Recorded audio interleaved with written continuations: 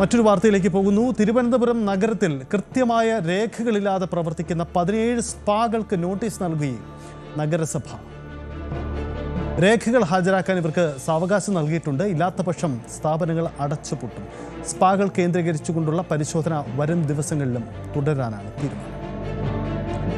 സാരംഗ് സുധാകരൻ തിരുവനന്തപുരത്ത് നിന്നും ചേരുന്നുണ്ട്. സാരംഗ്, സ്പാകൾ, അനധികൃത സ്പാകൾ ഉണ്ട് എന്ന കണ്ടെത്തലിൽ ഇപ്പോൾ തിരുവനന്തപുരം നഗരസഭ നടത്തുന്ന നീക്കം സംസ്ഥാനത്ത് തന്നെ വലിയ ചർച്ചകൾക്ക് ഇടവച്ചിട്ടുണ്ട്.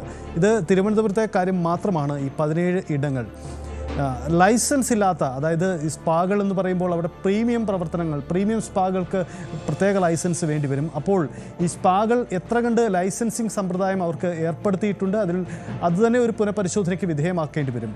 നിലവിൽ നടത്തിയ പരിശോധനകൾ, അതിൽ കണ്ടെത്തിയ കാര്യങ്ങൾ എങ്ങനെയാണ്? ഇത് സംബന്ധിച്ച് നഗരസഭ ആരോഗ്യ വിഭാഗം എന്തെങ്കിലും സൂചനകൾ നൽകിയിട്ടുണ്ടോ? സാർ,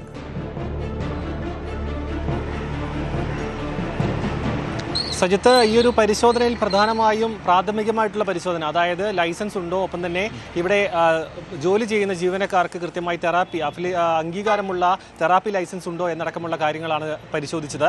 അങ്ങനെയുള്ള, അതായത് നിലവിൽ അത്തരമുള്ള രേഖകൾ ഹാജരാക്കാൻ, അതായത് ഈ ഒരു വന്ന ഉദ്യോഗസ്ഥർക്ക് രേഖകൾ ഹാജരാക്കാൻ കഴിയാത്തവർക്കാണ് ഇപ്പോൾ നോട്ടീസ് നൽകിയിരിക്കുന്നത്.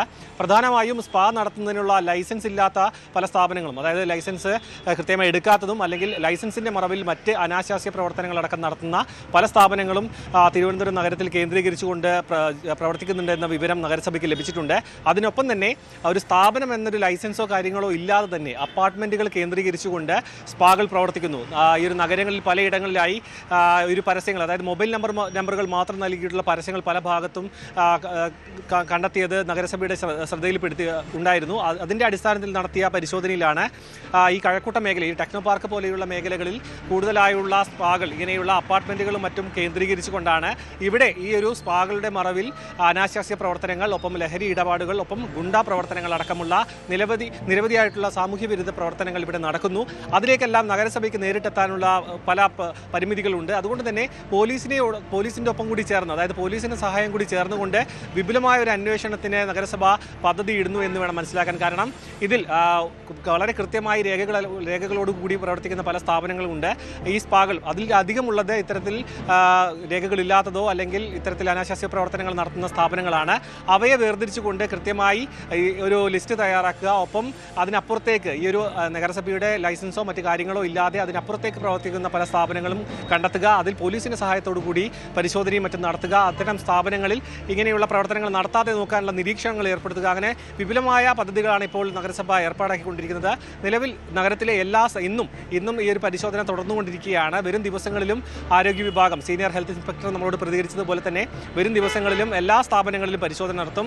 പല സ്ഥാപനങ്ങളിലും ഈ ഒരു പരിശോധന നടക്കുന്നുണ്ട് എന്നറിഞ്ഞതിൻ്റെ പേരിൽ ഇപ്പോൾ ഈ ഒരു പല പ്രവർത്തനങ്ങളും നിർത്തിവെച്ചിട്ടുണ്ട്. അതുകൊണ്ട് തന്നെ രഹസ്യമായ രീതിയിൽ നഗരസഭയുടെ ഒരു പരിശോധന വീണ്ടും തുടരും. ഇതൊരു ചെറിയൊരു ഒരാഴ്ചക്കാലം മാത്രം നീണ്ടു നിൽക്കുന്ന പ്രവൃത്തിയായിരിക്കില്ല. വരും ദിവസങ്ങളിലും ഇവിടെ നിരീക്ഷണം ഉണ്ടാകും. മാത്രമല്ല പല പരാതികൾ ഉയർന്നിട്ടുണ്ട്. നേരത്തെ തന്നെ നമ്മൾ സെക്രട്ടേറിയറ്റിന് മുൻവശത്തെ സ്പാ അടച്ചുപൂട്ടിയത് ലൈസൻസ് ഇല്ല എന്നൊരു കാരണം കാണിച്ചുകൊണ്ടാണെങ്കിലും ആ പരാതി എത്തിയത് അവിടെ അഭിമുഖത്തിനെത്തിയ ഒരു കുട്ടിക്ക് നേരെ ഉണ്ടായ മോശപ്പെട്ട ഒരു പെരുമാറ്റത്തിനെ കൊണ്ടായിരുന്നു. കാരണം ഫോട്ടോ ചോദിച്ചു, കസ്റ്റമേഴ്സിന് നൽകാനായി ഫോട്ടോ ഈ കുട്ടിയിൽ നിന്നും ചോദിച്ചു, വളരെ അപമര്യാദയായി പെരുമാറി എന്നടക്കമുള്ള പരാതി മേയർക്ക് നേരിട്ട് ലഭിച്ചതിൻ്റെ അടിസ്ഥാനത്തിലായിരുന്നു അന്ന് ഉടനടി പരിശോധന നടത്തിയത്. അതിൻ്റെ തുടർച്ചയായിട്ടാണ് ഇന്നലെയും ഇന്നുമായിട്ട് നടക്കുന്ന മറ്റ് പരിശോധനകൾ. എന്ന് തന്നെ ആയാലും ലൈസൻസ് ഉള്ളതും ഇല്ലാത്തതുമായ എല്ലാ സ്ഥാപനങ്ങളും പരിശോധിക്കും. ഇങ്ങനെ ലൈസൻസോ അല്ല മറ്റ് രേഖകളോ സമർപ്പിക്കാൻ കാലതാമസം നേരിടുന്നവർക്ക് അതിനുള്ള സാവകാശം നൽകും. ഇല്ല എന്നുണ്ടെങ്കിൽ അത് സ്ഥാപനം അടച്ചുപൂട്ടുന്ന നടപടിയിലേക്ക് കടക്കും.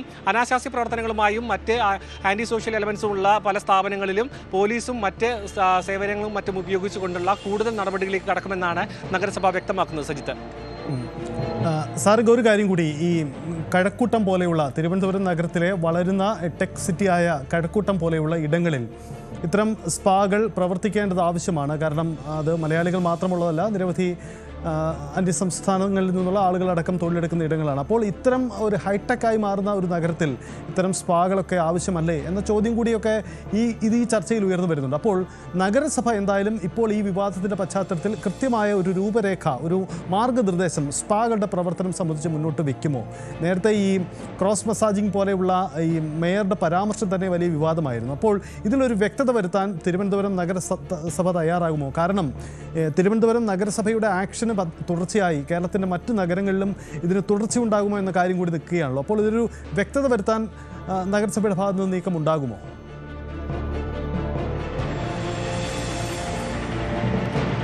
സജിത്ത്, തീർച്ചയായും. കാരണം ഇത് അത്ര എളുപ്പമുള്ള കാര്യമല്ല. കാരണം പ്രാഥമികമായിട്ടുള്ള ഒരു പട്ടിക തയ്യാറാക്കുക എന്നാണ് ഇപ്പോൾ നഗരസഭയുടെ ഭാഗത്തു നിന്നും ഉണ്ടാകുന്ന ഒരു നീക്കം. അതിനൊപ്പം തന്നെ വളരെ പ്രധാനപ്പെട്ട ഒരു കാര്യം, ഇപ്പോൾ ഈ ഒരു അതായത് ഈ ഒരു ഈസ് ഓഫ് ഡൂയിങ് ബിസിനസ്സിന് അടക്കം വളരെ പ്രാധാന്യം കൽപ്പിക്കുന്ന ഒരു സർക്കാരാണ്. അതുകൊണ്ട് തന്നെ നേരിട്ട് ചെന്ന് രേഖകൾ ഹാജരാക്കാൻ സാധിക്കാത്ത സ്ഥാപനങ്ങൾ അടച്ചുപൂട്ടുന്ന ഒരു പ്രവണത പോലും ഇപ്പോൾ അവസാനിപ്പിച്ചിരിക്കുന്നുണ്ട്. അതിനുള്ള സാവകാശവും നൽകിയിട്ടുണ്ട്. അതിനൊപ്പം തന്നെ കഴക്കൂട്ടം പോലെ മേഖലകൾ, ഈ ഒരു സ്പായുടെ മറവിൽ നടക്കുന്ന മറ്റ് പ്രവർത്തനങ്ങൾ നിരോധിക്കുക, അല്ലെങ്കിൽ അതിന് തടയിടുക എന്നതാണ് ഇപ്പോൾ നഗരസഭയുടെ ലക്ഷ്യം. മാത്രമല്ല, പെൺകുട്ടികളെ വലയിലാക്കി അവിടെ ചൂഷണത്തിന് വിധേയമാക്കുന്നു എന്നടക്കമുള്ള പരാതികൾ വരുന്നുണ്ട്. അത്തരം കാര്യങ്ങളിലേക്ക് നഗരസഭയുടെ നിരീക്ഷണം എത്തിക്കുക എന്നതാണ്. പക്ഷേ ഇതിൽ നിന്ന് വേർതിരിക്കുക, അതായത് കൃത്യമായ മാനദണ്ഡങ്ങളോടുകൂടി കഴക്കൂട്ടം ഭാഗത്തും അല്ലാതെയും, അതായത് വർക്കല ഭാഗങ്ങളിലടക്കം പല ഭാഗങ്ങളിലും ടൂറിസം കേന്ദ്രങ്ങളിലടക്കം പ്രവർത്തിക്കുന്നുണ്ട്. ആ ഭാഗങ്ങളിൽ പ്രവർത്തിക്കുന്ന സ്ഥാപനങ്ങളെ ഒന്നും അവരുടെ വ്യാപാരത്തെയോ ബിസിനസ്സിനെയോ ബാധിക്കാത്ത രീതിയിൽ വേണം പരിശോധന നടത്താൻ. കാരണം ഈ ഒരു മുൻപ് നടത്തിയതുപോലെയുള്ള സ്ഥാപനങ്ങളിൽ ഈ ഒരു പ്രവർത്തി സമയത്ത് ഇടിച്ചു കയറി ചെന്നുകൊണ്ടുള്ള സ്ഥാപനം പൂട്ടിക്കുന്ന തരത്തിലേക്ക് ഇപ്പോൾ നഗരസഭ കടക്കുന്നില്ല എന്നാണ് മനസ്സിലാക്കാൻ കഴിയുന്നത്. പക്ഷേ ഇതിന് പിന്നിലെ നിയമ വ്യവസ്ഥ, അല്ലെങ്കിൽ ഇതിൻ്റെ നിയമ പിന്തുണ എത്രത്തോളം ഉണ്ട് ഇതിൽ, അല്ലെങ്കിൽ അത് സർക്കാരിൻ്റെ പിന്തുണ എത്രത്തോളം ഈ വിഷയത്തിലുണ്ട്. കാരണം ഈ ഒരു ആൻറ്റി സോഷ്യൽ എലമെൻറ്റ്സ് ഉള്ള ഒരു വിഷയമായതുകൊണ്ട് തന്നെ നഗരസഭയ്ക്ക് അതിൽ ഇടപെടുന്നതിന് ആരോഗ്യ വിഭാഗമാണ് പരിശോധന നടത്തുമെങ്കിലും ഈ പോലീസിൻ്റെ സഹായം അടക്കം അവർ അഭ്യർത്ഥിക്കുന്നുണ്ട്. നിലവിൽ ലൈസൻസ് ഇല്ലാത്തതും ഉള്ളതുമായ സ്ഥാപനങ്ങളുടെ പട്ടിക തയ്യാറാക്കുന്നു. അതിൽ നിന്നുള്ള വേർതിരിച്ചുകൊണ്ടുള്ള അടുത്ത നടപടിയിലേക്ക് കടക്കുക എന്നാണ് ഇപ്പോൾ ആരോഗ്യ വിഭാഗം നമ്മോട് അറിയിച്ചിട്ടുള്ളത്. വരും ദിവസങ്ങളിൽ ഈ ഒരു പരിശോധന പൂർത്തിയാക്കിയതിന് ശേഷം ആ വിവരം അടിസ്ഥാനപ്പെടുത്തിയായിരിക്കും നഗരസഭ അടുത്ത നടപടികളിലേക്ക് കടക്കുക. എന്തായാലും തിരുവനന്തപുരം നഗരത്തിലാണ് ഈ സ്പാകൾ, അനധികൃതമായി പ്രവർത്തിക്കുന്ന സ്പാകൾ ഉണ്ട്. അത് വ്യാപകമാണ്. അതിൻ്റെ മറവിൽ നടക്കുന്ന പ്രവർത്തനങ്ങളെല്ലാം നിരോധിക്കുമെന്ന പ്രഖ്യാപനം തിരുവനന്തപുരത്തെ പുതിയ നഗരസഭ കോർപ്പറേഷൻ്റെ മേയർ തന്നെയാണ് നടത്തിയത്. അതിൻ്റെ തുടർ വാർത്തകളാണ് ഇപ്പോൾ സംഭവിച്ചുകൊണ്ടിരിക്കുന്നത്. കഴിഞ്ഞ ദിവസം മേയർക്ക് കിട്ടിയ ഒരു പരാതിയാണ് യഥാർത്ഥത്തിൽ ഇത്തരം ഒരു പരിശോധനകൾക്ക് ഇടവച്ചതെങ്കിലും അത് നഗരത്തിൻ്റെ കൂടുതൽ ഇടങ്ങളിൽ നടക്കുമ്പോൾ സ്വാഭാവികമായും ഈ സ്പാകൾ പ്രവർത്തിക്കാൻ എന്ത് നിയമ സംവിധാനമാണ് ഉള്ളത്, അതിന് ഉള്ള മാർഗനിർദ്ദേശം എന്താണ്, ഇക്കാര്യങ്ങളിലൊക്കെ ഒരു വ്യക്തത വരുത്തേണ്ടി വരും. പലയിടങ്ങളിലും ചെന്ന് ഈ നഗരസഭ ആരോഗ്യ വിഭാഗം പരിശോധന നടത്തുമ്പോൾ അവർ ഹാജരാക്കുന്ന, അവർ കൈമാറുന്ന ആ രേഖകൾ ഒത്തുനോക്കി അതിലൊരു വ്യക്തത വരുത്താൻ അവർക്ക് കഴിയുന്നില്ല എന്നൊരു പ്രശ്നം കൂടി ഉണ്ടെന്ന് വേണം മനസ്സിലാക്കാൻ. സ്പാകൾ, ഇത്തരം തിരുമ്പു കേന്ദ്രങ്ങൾ പ്രവർത്തിക്കുന്നതിന് നിലവിൽ ലൈസൻസിങ് സമ്പ്രദായമുണ്ട്. അതിനപ്പുറം മറ്റു കാര്യങ്ങൾ നിയമവിരുദ്ധമായിട്ട് തന്നെയാണ് നടക്കുന്നത്. ഇക്കാര്യത്തിലൊരു വ്യക്തത വേണ്ടി വരും. എന്തായാലും ഈ സംഭവങ്ങൾക്കിടവെച്ചത് ഒരു പരാതിയാണ്. അത് പൂർണ്ണമായും നിയന്ത്രിക്കേണ്ട കാര്യമാണ്, ഇടപെടേണ്ട കാര്യമാണ്. മറ്റു കാര്യങ്ങളൊക്കെ എന്തായാലും വലിയ ചർച്ചകൾക്ക് ഇടവയ്ക്കുകയാണ്. തിരുവനന്തപുരം കോർപ്പറേഷൻ തലസ്ഥാന നഗരത്തിലെ ഈ നീക്കം കേരളത്തിൻ്റെ മറ്റ് നഗരങ്ങളിലേക്കും വ്യാപിക്കുമോ എന്ന കാര്യമാണ്. ഒരുപക്ഷേ തദ്ദേശ സ്ഥാപനങ്ങൾ തന്നെ നേതൃത്വം കൊടുത്ത് ചെയ്യേണ്ട ഒരു പ്രവർത്തനമായിരിക്കാം. കൊച്ചി പോലെയുള്ള വലിയ സിറ്റി, കേരളത്തിലെ ഏറ്റവും വലിയ മെട്രോ നഗരങ്ങളിൽ അത്തരം നീക്കമുണ്ടായാൽ അതുണ്ടാക്കുന്ന ഒരു ഇമ്പാക്റ്റ് ഏത് തരത്തിൽ എന്ന കാര്യങ്ങളൊക്കെ ഗൗരവമായ ചർച്ചകൾക്ക് ഒരുപക്ഷെ വിധേയമായേക്കാം. സ്വാഭാവികമായും ആ നീക്കങ്ങളാവാം വരും ദിവസങ്ങളെയും നിർണായകമാക്കും. കൂടുതൽ വാർത്തകൾക്ക് news 18 Keralam YouTube channel subscribe ചെയ്യുക.